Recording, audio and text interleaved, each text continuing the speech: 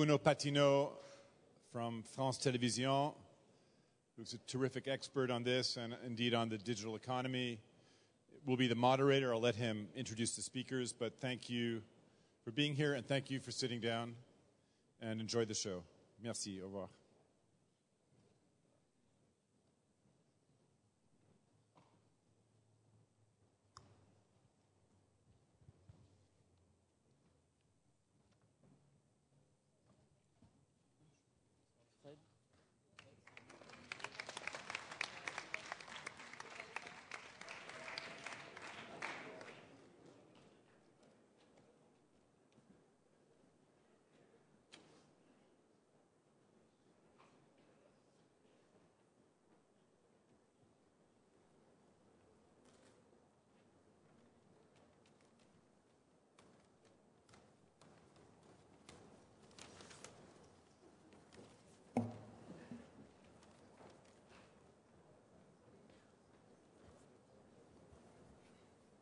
On attend Antoine.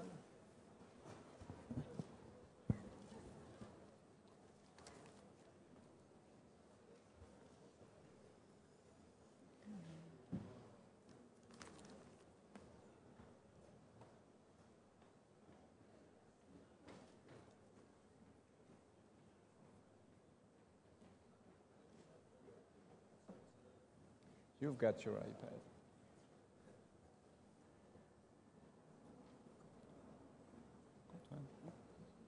I'm just showing that Antoine Gallimard is still not yet. He's not here. Right. Here is he. We were. Did you see this? That's the picture. Je passe devant. Well, you know,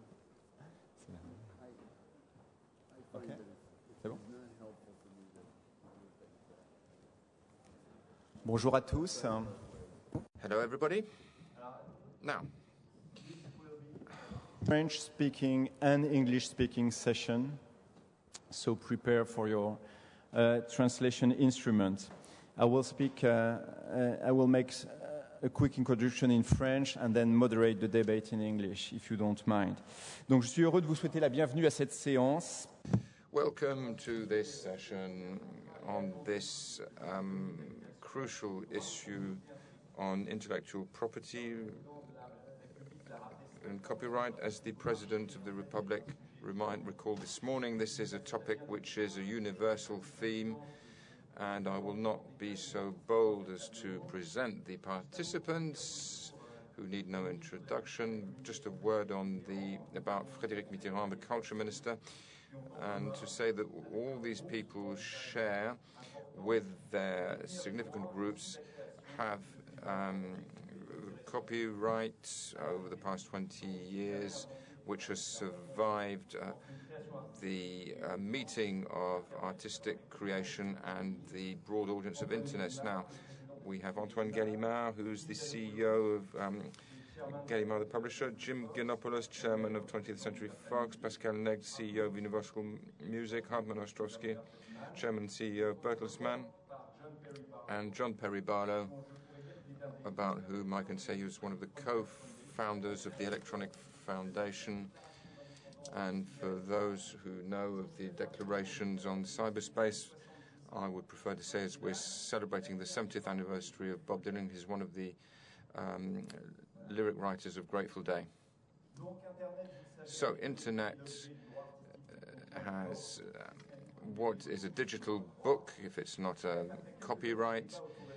After some years over copyright, intellectual property, things seem both calmer and more complex. We've moved from simplification to complexity, and nobody's challenging the issue of copyright, but what arises is the use of copyright in order to ensure the dissemination of artistic creation in its new forms. How should it evolve in order to enrich content, to enable the emergence of new format, and how can we ensure compliance with intellectual property without setting up tools which might endanger privacy and freedom of expression over the web. These are the questions that I would like to ask. But first of all, Minister, do you share this impression of a debate which is more peaceful? Well, first of all, Mr. Patino, I would like to commend you for your introduction, because I think it brings together all the issues we'll be dealing with in today's discussion. It's very appropriate and it sums up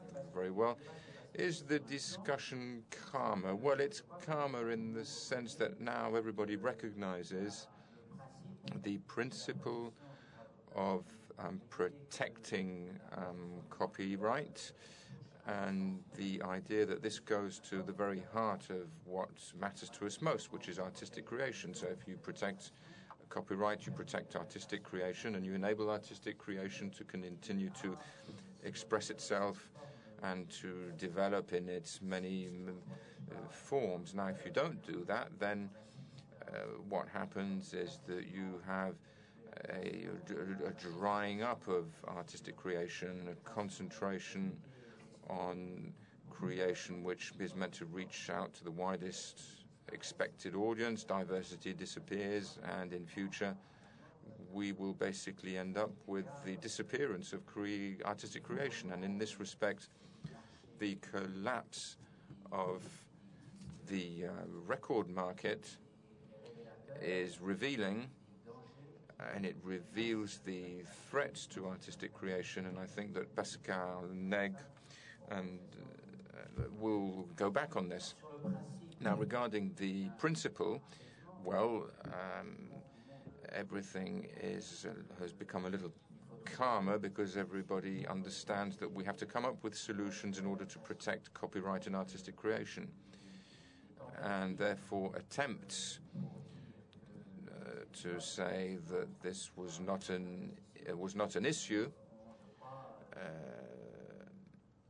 I think that particular line of argument has more or less disappeared, although we still find many people who are in favor, adhere to the principle of freedom is paramount, and they come up with solutions which really are not feasible. And basically what we need is to ensure proper remuneration of authors and artists. But I think we will have an opportunity to, with at least one of our partners, to see that this particular position still has its supporters. But things are calmer in the perception and into the way the issue is dealt with. But this calmer approach certainly does not apply to solutions or proposed solutions. Some people, like the French government has proposed, and it's been backed up by a growing number of states, and the proposal is to create an authority, an official authority to regulate the system. There are those who are looking at other solutions, and there's a divide here. But I was struck by the difference in approach in France, in public opinion, or some sectors of public opinion, and overseas, regarding the high authority for the development of supply and dissemination through the internet, and the dissemination of artistic works and the protection thereof regarding copyright. So I'm struck that in France there are still people who maintain their criticism of this institutional body, who view it as a repressive body, whereas in actual fact it creates momentum from a pedagogical standpoint, so its repressive aspects really haven't emerged. And between the critics of Adopi, of this authority, who are still quite active, even though the vote has already been voted, and who are perceived in Hollywood by the American Guild of Directors, this is considered to be significant progress in terms of protecting intellectual property and and an aspect of regulation which should be closely followed, well, there's a gulf here. And personally, I was very happy during most of the discussions I had on the topic in the United States to find that in actual fact, Adopi works in France, but people don't know about it. But in the United States, not only do people know about it, but they show interest in it. Now, does it work fully? Is there still room for improvement? Is it the only procedure that we have, or do we need other procedures? Should we consider the protection of copyright in a completely different manner by coming up with other mechanisms? Well, this is a discussion that we should have, and this is what you've spoken about, Bruno. But the French government, in responding quickly, has significantly contributed to the establishment of the principle of remuneration of copyright, of protecting artistic creation, thereby pacifying the general environment. Now, so you don't agree with Eric Schmidt, is that technology moves more quickly than the capacity of governments to produce legislation, and that therefore there's no point in coming up with laws. Now, there are a lot of skillful people in the government who can also evolve and change. And in the traditional kids' game of cops and robbers, well, the cops have a strong capacity to catch the robbers under all circumstances. You of Bertelsmann, your group is a worldwide group. How do you copy today with intellectual property in order to expand your activity online? Do you put every content you have online? And is intellectual property scalable for you? Yeah, of course. Thank you first for giving me the opportunity to speak here, Monsieur le Ministre, and ladies and gentlemen. I'm very grateful that the French government has made the Internet a top priority for their G8 presidency. And because the Internet has an overwhelming impact on our daily lives, both in economic and in cultural terms. And mobile apps, new devices, and new ways to bring our content to consumers raise challenges for our TV producers, our book publishers, our magazines, editors, and last but not least, our service experts. And in the media industry, and now coming back to your question, managing this kind of change has always been part of our success, because in many times the media companies have shown that under ever-changing circumstances we were able to manage the future change. And how can we do this? It's very simple. As a company, we have to be creative and entrepreneurial, and these two qualities, from my point of view, are decisive for the future success, and they drive innovation, and they make our industry relevant, and they make it fascinating, and I see most of us as well equipped there. And second, we have to cultivate the heart of our value creation chain. And remember, everything starts with content, and with creative content, this is especially in the digital world. And we do not believe that you can remove content from the Internet. And if you do this, what is then left? And basically, the Internet then is only a set of empty pieces and boxes. And under these circumstances, it is important, and more than important, that intellectual property rights need to get protected, and they need to get protected in the heart of our value creation. And in the digital age, a healthy creative economy cannot exist without assertive, fully respected protection of intellectual property rights. And so the Internet has opened a lot of new business opportunities for us as content houses. It continues to do so, but unfortunately, they have been also opened the door to copyright infringements, and piracy, for instance, has increased to unprecedented levels. You mentioned the music industry. I can give you an example from the book publishing industry.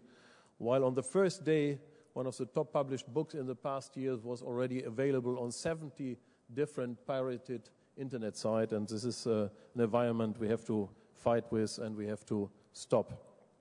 I'm quite aware that not every single digitally downloaded book or digitally streamed TV show directly translates into a loss for a media group, but the damage is done, and anyway it's done on two ways. And if we need to secure the authors, the actors, the journalists, and all the other ones, we have to fight for intellectual property.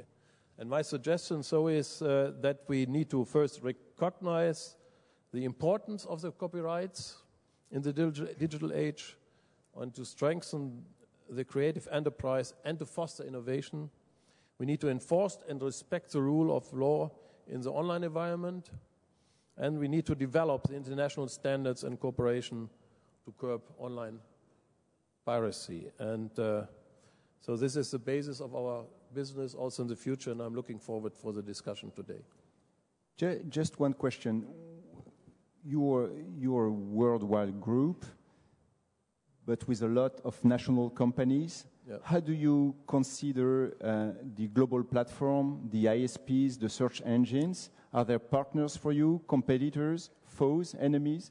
How do you consider them in that business? First, most of these internet giants are our customers, but it's because Bertelsmann has a big stake in its business in advertising and television ads, and so most of them, they advert with us and they are our customers. So we are well advised to see them as partners and to work together with them. And I've seen, especially in the last 15 months, that the tendency to go together with the traditional so-called traditional media companies is there, and we are on a good way to form joint activities and putting our content to all different channels, to all different sites, and to all different devices. So the negotiation is easy? It's of course not an easy negotiation, because as the battlefield is new, everyone wants to take most part of the battlefield in terms of revenues, in terms of profit shares. But all in all, after having had these negotiations, everyone understands that both parties and all the other parties have to live and continue to live. Thank you. Antoine Gallimard. Alors, Monsieur Ostrowski. Mr. Ostrowski runs Bertelsmann. He deals with world copyright, and he speaks frequently to global platforms. You're a prestigious publisher in France, but copyright is not always a global phenomenon, and the language barrier sometimes creates difficulties. The language bases mean that we're not heavyweights in the negotiations. Well, I think there are two aspects to your question.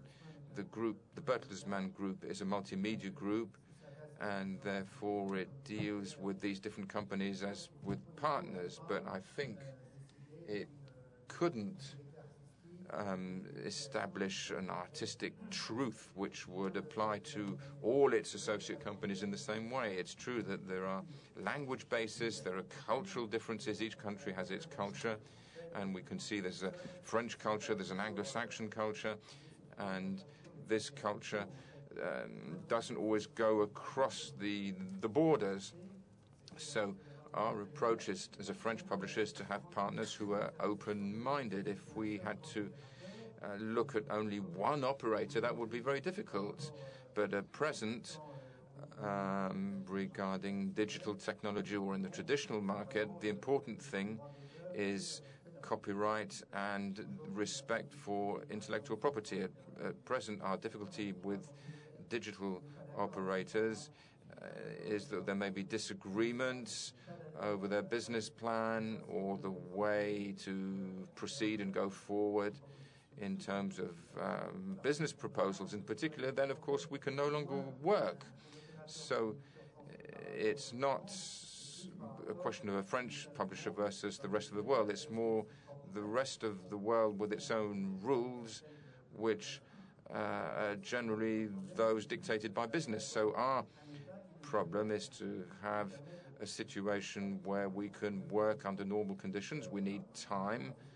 My company just celebrated its 100th anniversary, so it took years to establish, to bring out writers. It's important to be able to move ahead at that speed.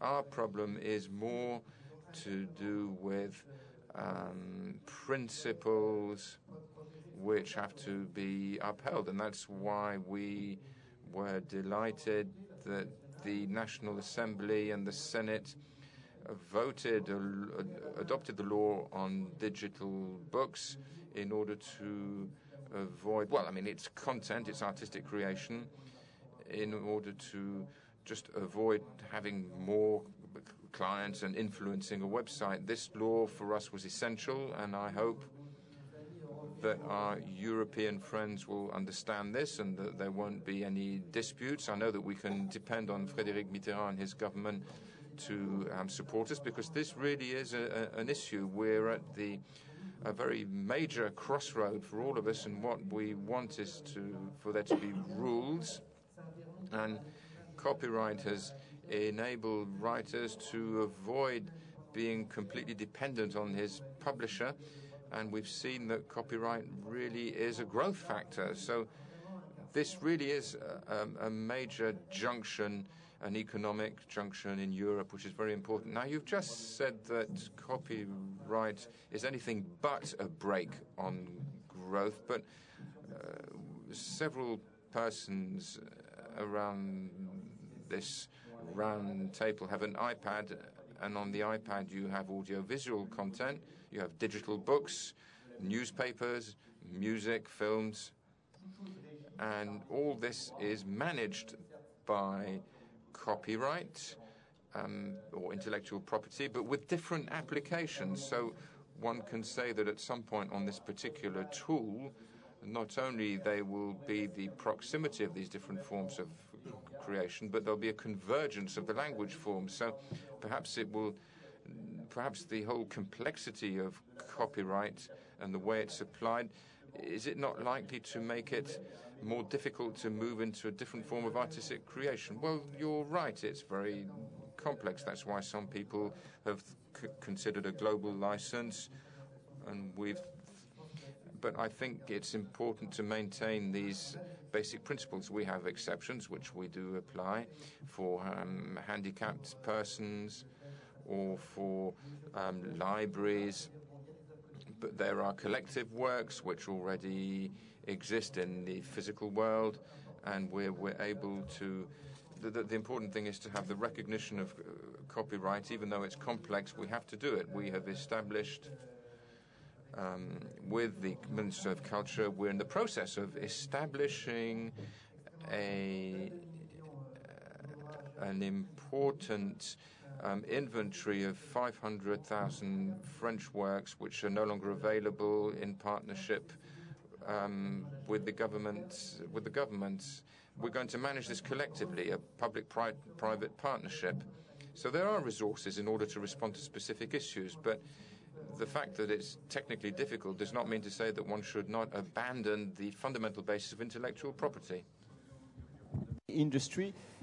I read an interesting article some days ago saying that BitTorrent, the famous illegitimate piracy movie site, was being now overthrown by Netflix. That the traffic on Netflix, which promotes legitimate content, was being bigger than the pirated content on BitTorrent. So has Hollywood won?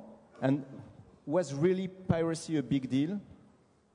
Well, if Hollywood has won this battle to protect intellectual property, I didn't get the email, and I don't expect to get it for a very long time. And I think if you look at the statistic that you just quoted, when the illegal content is roughly equal to the legitimate content, that tells you something right there. So, no, this is an ongoing effort and will be for some period of time, and that's why this conference is so valuable and so appreciated. And I think both the President this morning and the Minister a few moments ago and others on the panel have spoken quite eloquently about the importance of intellectual property.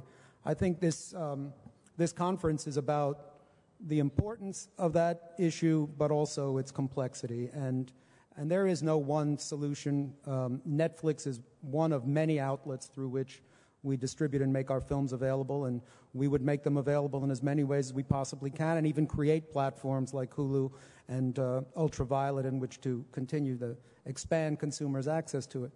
The solution to the problem and its complexity is something we spend a lot of time on, and it has many facets. Eric Schmidt talked about technology solutions, and other people have echoed them. He talked about content ID, and look, I hope those solutions continue to improve. They're not there yet. They're not even close. I had a meeting with Eric a few weeks ago, and he's a friend, and I said, Eric, you can see my car on Google Earth in front of my house, which is, I think, a pretty innovative accomplishment. So can you please direct some of this technology and innovation to the protection of intellectual property? And he said that certainly that was something that was on their mind. We've talked a lot about the role of government, and I think for everyone involved, trying to achieve an understanding through this conference and through dialogue and ongoing interaction is very valuable, because the best solutions are through voluntary agreements, and whenever possible. And when they're not possible, there is effectively a market failure, and government does have a role.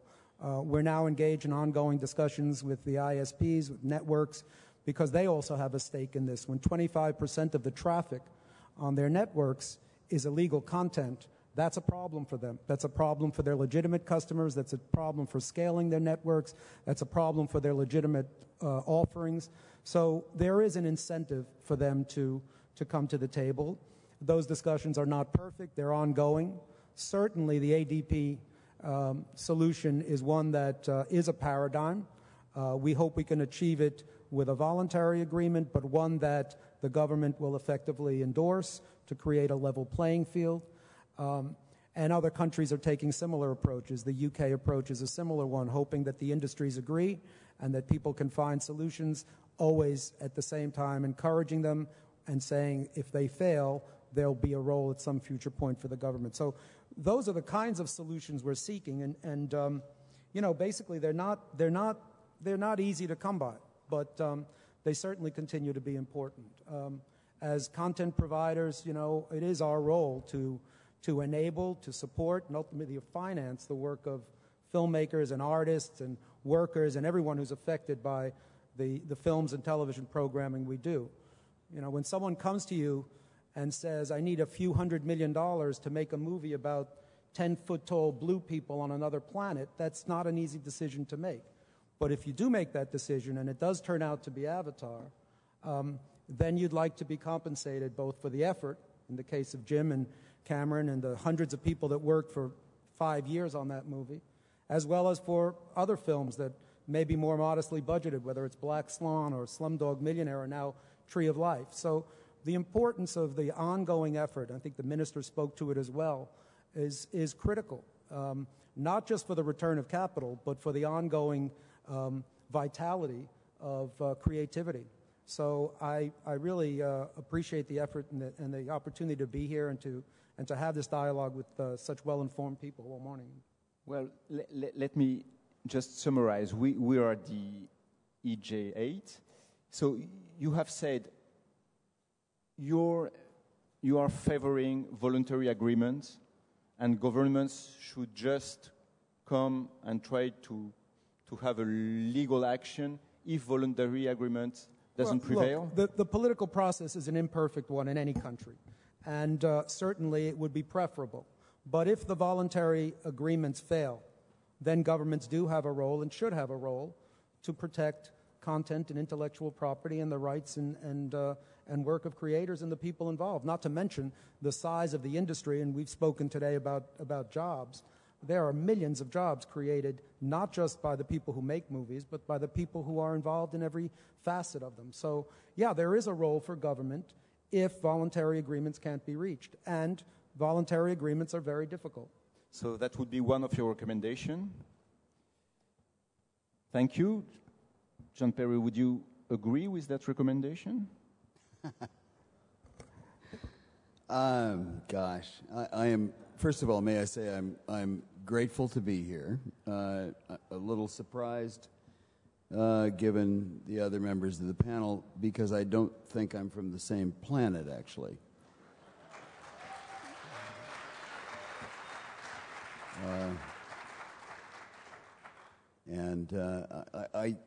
I am honored also to be here, given the fact that I may be one of very few people in this room who actually makes his living personally by creating what these gentlemen are pleased to call intellectual property.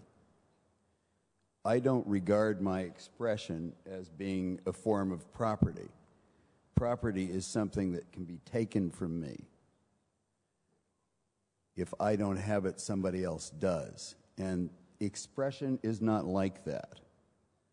And furthermore, the notion that expression is like that is entirely the consequence of a system of taking expression and transporting it around that was necessary before there was the internet, which has the capacity to do this infinitely at almost no cost.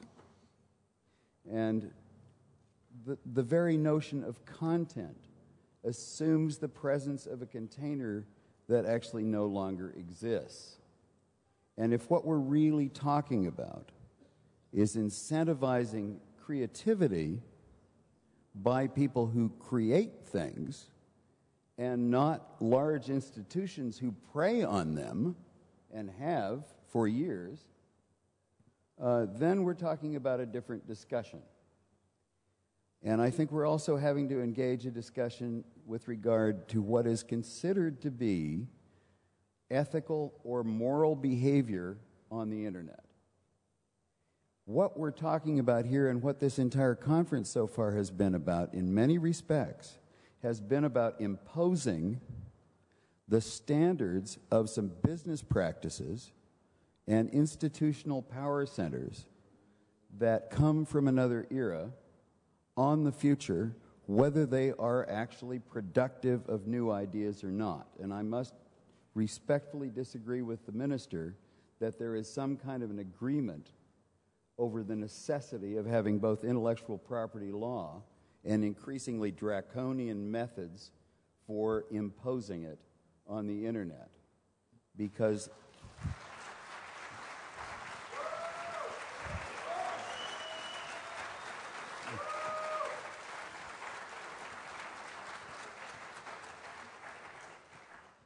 this is a different audience than I thought it was. Well, in the back seats. Yeah, I guess, exactly.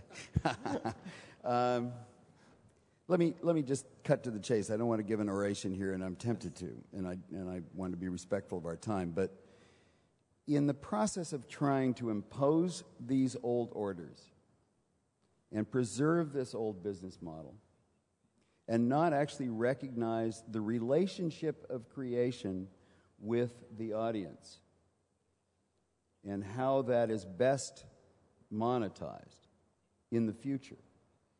What we are doing is doing things that functionally break the net increasingly. When Eric Schmidt sits here and talks blandly about how great it would be to have bots that go around and find intellectual property on the net and automatically toss it off, that breaks the net fundamentally and will. And many of the things that are being said here and proposed and have been done refuse to recognize that the net is one continuous thing, and that if you can control any aspect of it, you can control all of it. You start out with intellectual property, and you end up with expression you don't like. It's as simple as that. You cannot own free speech. And the effort to do so is going to be highly inimical to a promise that I want to close with here, which is that for the first time in human history, it is possible to convey eventually to every human being the right to know, the right to be able to satisfy his or her curiosity to the fullest possible extent, no matter where he or she is, and the right to express him or herself and have the entire human race here if it chooses to. This is a very important legacy to give to our children, and if we are going to deny them that legacy on the basis of trying to preserve some institutions that may have outlived their usefulness, we will not be good ancestors. Jim, et après ministre.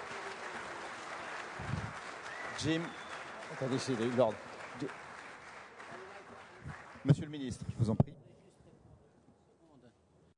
Mr. Minister, well, first of all, I would like to say to our honourable correspondent that up until about 1 year ago, I was also living off the copyright derived from my work and my creation. So I'm very much attached to the notion of property and copyright because that enabled me to make a living in times where I could not have made a living otherwise. So I did not consider them as a constraint, but rather as a source of freedom, individual freedom. And therefore, I cannot but disagree with the way in which you present the matter. I had the freedom to continue to work because I was modestly compensated for through copyright fees, and that system functioned to satisfaction, and I certainly cannot see in what way it was depriving me of my freedom. It was quite the opposite. It enabled me to go on living and making a living from my art. Whatever you may think of my work, it is nonetheless the case. First point I wanted to make. Secondly, I simply do not share this apocalyptic vision of some dictatorship that would be creeping back through the internet into our lives to try to control our thoughts and the way in which we function. What this is about is simply about finding economic solutions to economic problems. The economic problem being that we need to make sure that creators have the freedom to work and live from their work. Then, the fact that expression, forms of expression, of creation can be exchanged freely, well, that goes without saying. That's a given. But we're simply talking about across purposes here. We're talking about the basic creative work.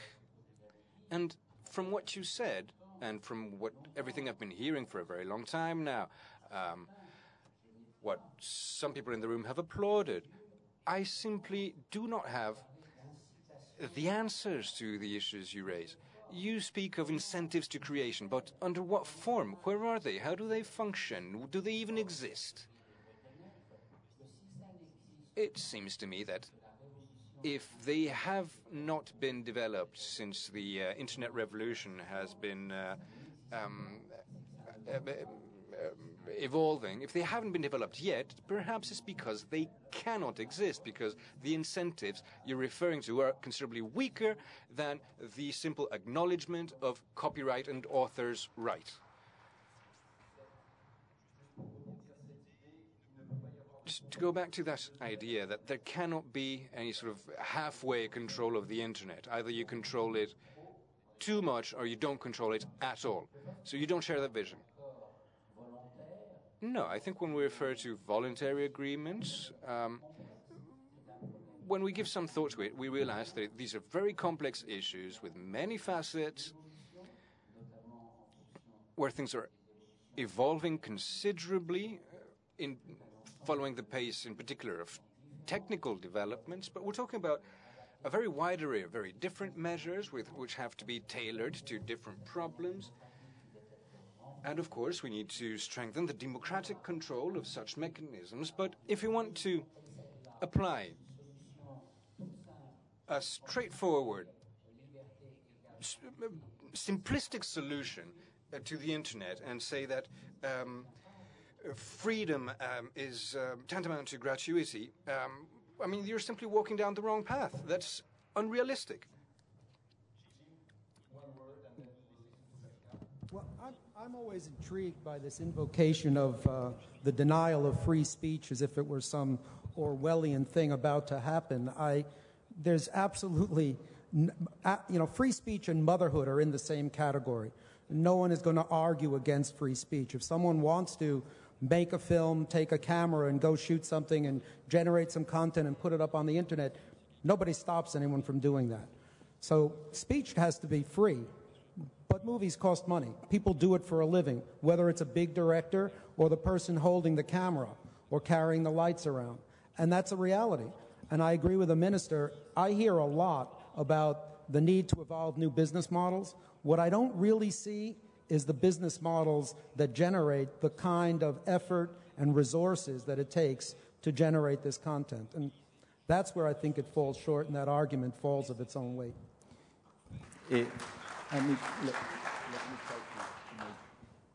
Juste, Pascal Nègre, on vous a... Now, Pascal Nègre, we haven't heard from you yet. These past few days, we've read a few articles of yours in the press, and we get the feeling that you're rather more optimistic than a few years back. And going back to what Jim Gianopulos was saying, it would seem that perhaps you focus less today on piracy and more on legal offerings. Well, by now we have the Hadopi now, so we've moved on to other topics and left that in the good hands of the state. But I would want to say that John's position has almost nothing to do with the reality of the creation industry.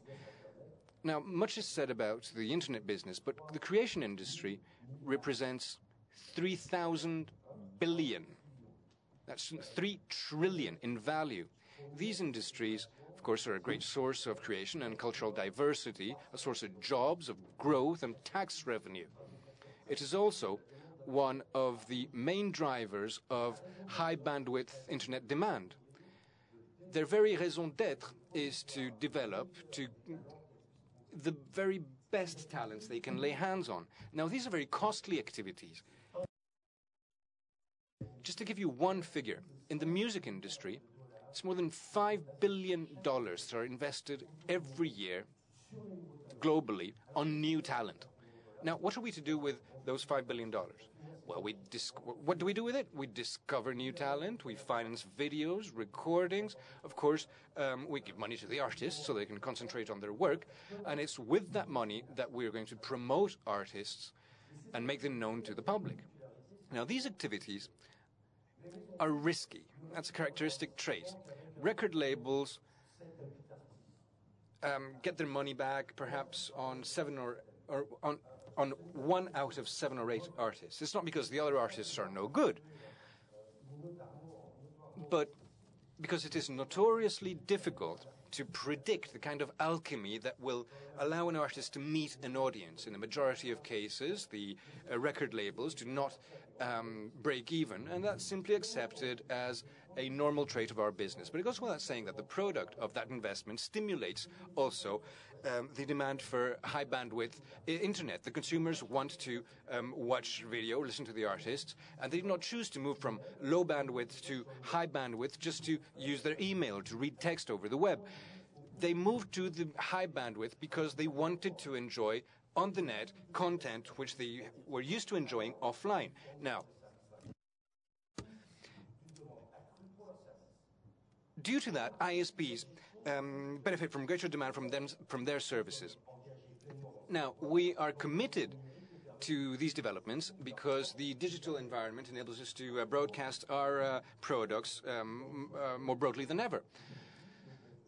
Today, our content is available throughout the world when previously it was available only in about 60 countries. We own the rights on over 13 billion songs, and you know that about 1/3 of our revenue today is derived from the digital world in various forms, from iTunes-type services where you can download a single song or a whole album, or subscriptions such as Spotify. 15% of Swedes have subscribed to Spotify by now. Or there are also free or advertisement-financed services such as YouTube. But this digital environment also enables others to appropriate our property for themselves and to make illegitimate use of it, and which is why we need to make sure that the legal framework on intellectual property is respected in the digital world if we want to go on being in a position to take the necessary risks to invest in new content. Now, I'm sure you've heard this all before. I'm sure that's what you're going to say. But the music industry is only the first industry to suffer. What we see today is the same phenomenon affecting the film industry or the book publishers. Now, in Spain, investment in local artists has diminished considerably, whereas piracy is rampant. Spain is the foremost European country in terms of piracy. Now, one consequence is that sales have fallen by about 70% in Spain, but also the investment climate has become very tense. If you take a look at the 50 best-selling albums in Spain last year, there were only 10 new talents. No, that was in 2009. Last year, there were none. We need to take steps so that other countries do not follow the Spanish way and become cultural deserts. Now, some people will say that it's impossible to defend intellectual property and copyright without having a negative impact on privacy, for instance, or other aspects of life. Those ideas are erroneous. Nobody can seriously say that the blockage of the Pirate Bay in Italy following a decision of the Supreme Court damages the right to free expression. Nobody can defend these illegal online supermarkets. These products are available legally. Other types of services do respect intellectual property. None of the measures that were adopted in France or elsewhere in the world makes improper use of private data. The data that are processed by the ISPs, such as IP identification, enable either the ISPs or the appropriate authorities to take the necessary measures. So, by way of conclusion, what do we ask for on the occasion of this EG8 summit? We want to open up a new era of partnership and cooperation between governments, the technology industry, and the creation industry. We will all be better off with an internet based on the respect of the appropriate rules, so that we can invest in creation, so that we can make the technological industry and turn it into a new partner, and altogether create new jobs and increase tax revenue. We should place the protection of the intellectual property rights at the very core of digital age policies, so that we can develop content in order to stimulate the demand for high bandwidth network. It is useless to set up those higher bandwidth network if we are not to fill them afterwards. I would like to leave some place for questions. Just one last question, John Perry. It seems that Pascal Net just said controlling the distributors might not be controlling the people on the internet, no? Gosh. You can say gosh to me. I'm again, I am kind of overwhelmed. First of all, I must say, if you're spending $5 billion on new artists, we're not getting our money's worth. Second, that's an easy one. $3,000 billion economy. The last time I checked, in the United States, the record industry was hovering at about $9 billion or 10. Je parlais de l'industrie de la création. Excusez-moi, je parlais de tout le... I was referring to the whole of the creation industries, not just music, the whole of the creation industries. Industries, I mean, as a creator, I'm a little baffled by what you mean as the creation industries. What are the creation industries of which you speak? Il s'agit du $3,000 billion worth of value. Il s'agit de la musique. I'm talking about music, cinema, radio. it does not add up to that kind of money. In fact, it doesn't add up to enough money, frankly, for us to be considering changing the way in which the entire internet is structured in the future in order to protect a business of that size. It is nowhere near that size. I would be very surprised if what you call the creation industry amounts to as much as $100 billion worldwide. I would be very surprised. And that does not include the amount of value that is being generally given and received by people who are being well paid, as we were, the Grateful Dead, without using intellectual property as the means of mediating our relationship. We gave away our so-called intellectual property and became the most popular band, performing band in the United States, and we're making one hell of a lot of money giving it away. It was not required that we be absolutely firm in our hold on this material because we recognize something important, which is that in an information economy, the normal sense of an economy based on scarcity is turned on its head. Value in an information economy is based on familiarity and attention. These are very different principles. And trying to optimize towards scarcity, as you are by all of your methods, is not going to be in the benefit of creation. I promise you. Now, I want to address Jim's point really quickly, because I think the film industry is actually an important point. I think the film industry does deserve and require a great deal of money to do what it does. I don't think that there's any evidence that the record industry does. So you agree, both of you? No. But we had a violent agreement backstage. And which will continue. On some issues. But I don't think that it's not intellectual property enforcement any more than it was with the Grateful Dead that gets you guys properly paid. People actually want to take your products and pay for them at a reasonable rate. They want to go to movie theaters and see your products. They are actually not terribly interested in sitting there for 11 hours while BitTorrent finally downloads one of your movies when they can sit there in Netflix and stream it right away. Those people are called our customers. The others, frankly, aren't. And it is an extraordinary number of people that do access illegal content. I don't think that you're going broke, though. You're making plenty. Do we have to wait until we do? No. I'm not suggesting that you do, and I'm not suggesting that you shouldn't get properly compensated for what you're doing. I'm just saying that you are doing a good job of making some extremely expensive movies, and it still seems to be something that you do at a profit. And it's not because of intellectual property laws or restrictions. It's because people are willing to pay you for your product in the same way that they were willing to pay us for ours. We didn't make them pay it. Monsieur le ministre, le paiement sans la propriété. Minister, payment without IP, is that reasonable? I just wanted to make one point.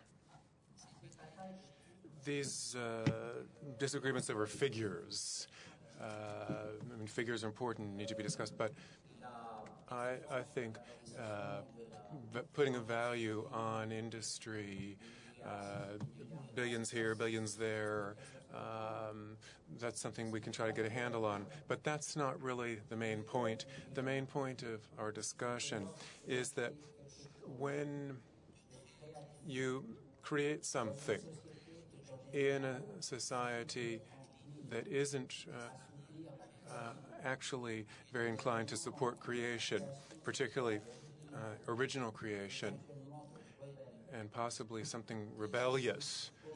This means that you have to have a resource to be able to continue working. You have to have people in the audience, sometimes a small audience, that are willing, through copyright, to compensate what you're creating. Pier Paolo Pasolini wouldn't have been able to make movies if he hadn't received compensation for his work. If his movies had immediately been available free of charge on the internet, he wouldn't have made movies.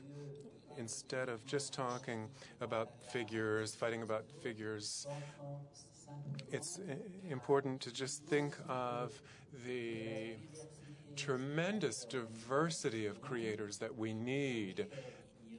And there's no other solution, and there hasn't been since the beginning of human creation, no other solution than to compensate that human creation when the creation is done.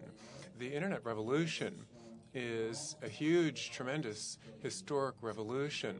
It's a revolution in the area of exchanges, expression, but not in terms of the value of creation.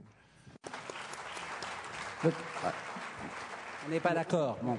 You don't agree? Yeah, just, Jim, I'd like to have some room for the question. Peut-être qu'on pourrait demander, il y a dans la... In the room, Bruno, in the room, for instance, there's Patrick Zelnick, who has a record company, and other people that I suspect would have points they'd like to make. Well, yes, but... One word. I am not against being compensated for what you do. There are more musicians who don't have day jobs now than at any time in history. And the reason for that is not intellectual property enforcement, it's the Internet. Merci beaucoup. Mr. Ostrowski, just one word before the questions, because otherwise we won't have time for questions. I want to add one thought. I mean, I do believe that we are on two different parties here. Or you said you're on a different planet. It's exactly what we're doing. So we have nothing against this user-generated content, where private people come out, produce music, send pictures, upload it to videos, and do this for free. And everyone in the net can use and look at this and watch this for free. What we are working for and fighting for is that the professional developed content, written books by good and well-known authors, good movies, best music, that this has to be secured, that there will be no copying for free within the net. So we're acting on two different parties, and we do believe that we need rules. If you look back to the history of automotive driving, the history is 125 years old, and there were no traffic signs, there were no speed limits, and we need this kind of rules, which we have not yet enough in the Internet. We need this kind of rules to develop a prospering digital industry. Merci. Thank you very much. Thank you. One or two questions. The gentleman over here, dressed in red. Good afternoon. I'm Jeremy Zimmerman. I helped found the citizen movement called the Quadrature du Net. Just a few points I'd like to make here that I think are lacking in discussion and which would help shed some light to help people understand the crisis of legitimacy that copyright is going to have to contend with in the near future if it's not already the case. Firstly, for a full generation of users who use digital technology and were born with digital technology, using fixed images or motion pictures or music are a means of expression for them. And when you discourage unauthorized use of this expression, then you're discouraging freedom of speech that John was talking about. We're not discouraging anything. Next, uses that were not regulated prior to the Internet. Think of the right to lend, to share, to read. Well, in the digital environment, Mr. Minister, whenever you read or copy, reading and copying are inseparable. And if you're trying at all costs to discourage copying, necessarily you're going to also be discouraging preventing reading, sharing, and access to culture. Lastly, there's a fact, yet another fact that hasn't been brought up here. I hear Mr. Gianopulos say that people who use BitTorrent aren't my customers. Well, let me try to say politely what my thinking is. That's simply untrue. It's false. Empirical findings have shown this. Not only are these your best customers, but it's the Hadopi, the French Hadopi, that did a study on this. On page 45, they state that people who share the most files on Internet are those that spend the most. Lastly, a last point. something you seem to forget. Film and music are things that you love. You feel emotion. You feel something, and you feel something. You feel an emotion. You're prepared to support and help creation. We're not thieves. Does the fact that... Jim? There are different planets in orbit here, because I would suggest to the gentleman that the fact that you buy some products, whether you buy clothes or shoes, doesn't give you the right to steal other clothes and shoes. And they're not the same thing. It's just absolutely lacking in any logical foundation whatsoever. The fact that people enjoy the movies is because they're good. Because when we make bad films or disappointing films, people stay away by the millions. So that part of our business is a reality. And there's always the effort to make the best possible films. But to say that the people who are stealing your product are stealing it because they like it is absolutely logically foul. It's false. No, the fact that it's true that people steal, I agree with you. That's about the only thing we agree on. Monsieur, we disagree. Je crois que j'avais parlé d'un débat pacifique. I was going to talk about, I talked about a calmed debate, but it hasn't calmed down, and that's fine. Yes. Unless they give me 5 minutes, I don't know. 5? Yes, okay. Monsieur? Oui. Go ahead. Thank you for giving me the floor. I'm Patrick Zelnick. Just before the crisis, I created a cultural business, a book publisher, DVD maker, and music company. We started up just when the crisis began, so we call it naive. I disagree completely with Mr. Zimmerman. Complete. But I say this less excitedly than you, because I understand your view. The good thing about life is that you need to put yourself in someone else's shoes, and I understand platforms that speak out against, that say that it's very difficult to obtain rights holders' authorization. It's happened to me, and it certainly is a complex thing, especially when you're talking about heirs of the original authors. But when you create a cultural business, and if you were a partner of mine, if you worked with me for establishing our company called Naive, I think you would feel differently today. Currently, whether you're talking about producing or becoming a well-known artist, it's tough. It is really tough. And we're not looking for super profits. That's not the right line of business if you're looking for super profits. We're just trying to be able to plow back investments, continue investing, continue producing, and do the best possible. There is one thing I agree with you on, though. Something that we used to learn a long time ago. High-quality production will sell at the right price, but the right price isn't always the highest price. As a consumer, recently I bought Alex Simonon, and from an antique dealer, I bought a Simonon book that I could have found elsewhere for €2, but I spent €20 on it because it was a book you couldn't find anywhere else. But just 2 points I'd like to make.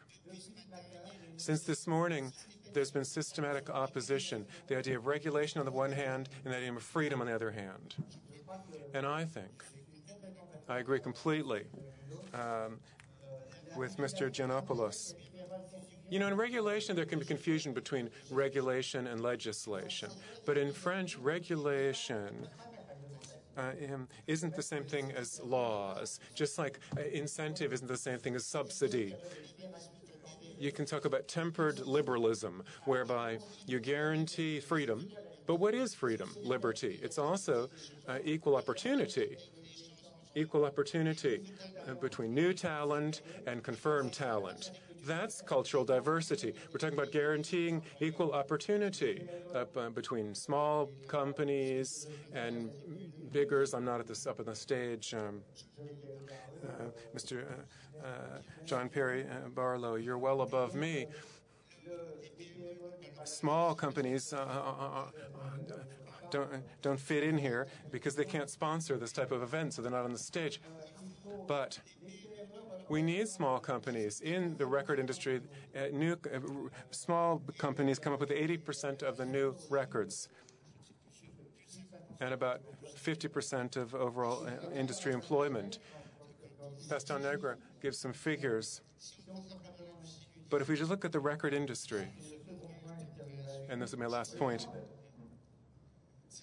Yes, do please. Go, please make a second point quickly, since we're already well behind schedule. I'll be brief and quick. Let me just say that I think we need a transfer of wealth sometime in the future between internet giants and content industry. That's necessary. Although I would agree, we're not necessarily needing to enact regulation. This can be based on voluntary agreement.